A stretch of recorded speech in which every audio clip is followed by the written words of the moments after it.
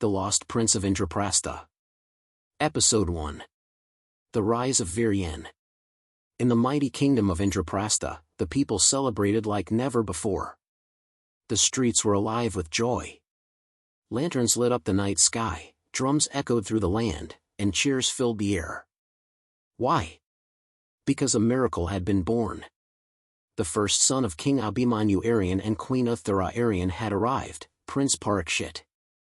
Strong, healthy, and destined for greatness, he was the heir to the kingdom, a land where warriors wielded magic over fire, wind, earth, and beyond. But on the same night the kingdom rejoiced, something sinister crept through the shadows. Hidden figures moved through the halls of the royal palace. The newborn prince, unaware of the danger, lay peacefully in his golden cradle. Then, silence shattered. A dark force descended upon the castle. Assassins, their blades gleaming, seized the child and vanished into the night. The prince, the future ruler, was gone. But fate never bows to darkness. Deep in the forests where monsters lurked and death was certain, the gods intervened. A pride of lions emerged, roaring fiercely, their golden eyes locked onto the assassins. In a flash, they attacked, tearing the traitors apart. Blood stained the earth, but the child remained untouched.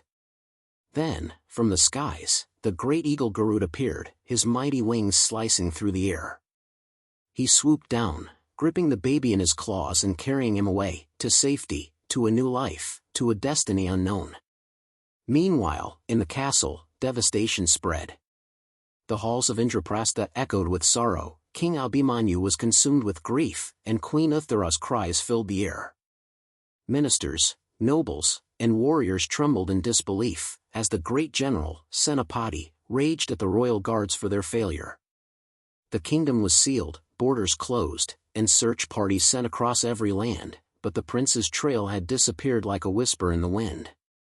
Years passed, and life continued. The royal family found solace in new beginnings, welcoming 4 more children, Princes Aryan and Ishan, and Princesses Ira Aryan and Mira. Yet, while the kingdom flourished, far away in the humble village, Veeryan grew strong. Unaware of his true lineage, he laughed, played, and lived like any other child. But destiny, once again, was preparing to reveal its power. As Veeryan grew, he became curious, adventurous, and full of life. He loved running through the fields, chasing butterflies, and laughing under the shade of the village's largest tree. His mother often smiled, saying, "You have the energy of 100 sons."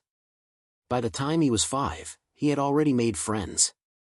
The village children saw him as one of them, and together they explored the forests, played games by the river, and raced through the dusty paths between the huts. Veeryan was faster than all of them, always leading the way in every adventure. His father taught him to respect nature, how to track animals, listen to the wind, and read the movements of the trees. "The earth speaks, son," he would say. "If you listen carefully, you will always find your way." At night, he sat beside the fire, listening to stories told by the elders, tales of warriors, magic, and forgotten kingdoms. He loved every story, imagining himself fighting great battles or discovering lands beyond the horizon. But sometimes, strange dreams came to him, visions of golden halls, voices calling a name he didn't recognize. He never understood them, always waking up feeling lost. Yet, he never questioned his place in the village. To him, it was his home. His life was simple. His heart was full. And he had everything he needed. For now. The peaceful village was suddenly shaken by horror. A dark shadow loomed over the land as terrifying demons stormed in, destroying homes and attacking innocent people. Screams filled the air, the ground trembled, and fire spread across the huts. Half the village was wiped out within moments. Veeryan stood frozen. He had never seen such monstrous creatures before. Their bodies were twisted and terrifying, their eyes burned like flames, and they showed no mercy. Then, he saw them, the demons were heading toward his parents. His mother and father held each other, their faces filled with fear. Veeryan's heart raced. He couldn't let them die. He stretched out his hand and shouted, "Dad! Mom! Suddenly, the earth shook beneath the demons. The soil twisted and shot up like sharp needles, piercing through their bodies. Blood spilled onto the ground as several creatures fell instantly. Veeryan breathed heavily, his mind spinning. Had he done that? Was this his power? The remaining demons turned toward him, their monstrous voices growling with anger. They charged at him, surrounding him from all sides. But fear was no longer in his heart. Veeryan raised his arms, and the ground beneath him answered. The soil rose, forming powerful spikes, walls, and barriers. He moved like a warrior, though he had never trained, dodging attacks, striking back, and crushing demons using the power of Earth itself. His energy grew stronger with every moment. The sky darkened as the battle continued. Villagers watched in shock. How was this boy doing the impossible? Then came the commander-level demon, stronger than the rest, covered in dark armor, and twice as large as a human.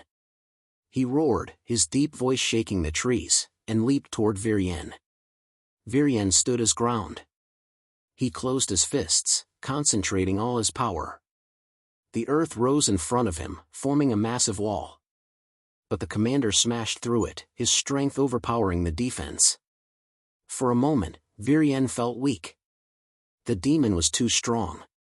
But then, he looked at his people, the villagers, his parents, everyone who had lost their homes. He wasn't just fighting for himself. This was his destiny. Summoning every last ounce of power, Veeryan slammed his hands into the ground. The earth shattered, rising into massive spikes that pierced straight through the demon's body. A loud, monstrous scream filled the air, then silence. The commander collapsed, defeated. Veeryan had won. He had saved the village. But as he took his final step, his body grew heavy. The world spun around him. His strength faded, and he fell to the ground, unconscious. His battle had ended. But his journey had only just begun. Please do subscribe and like this video. Thank you for watching.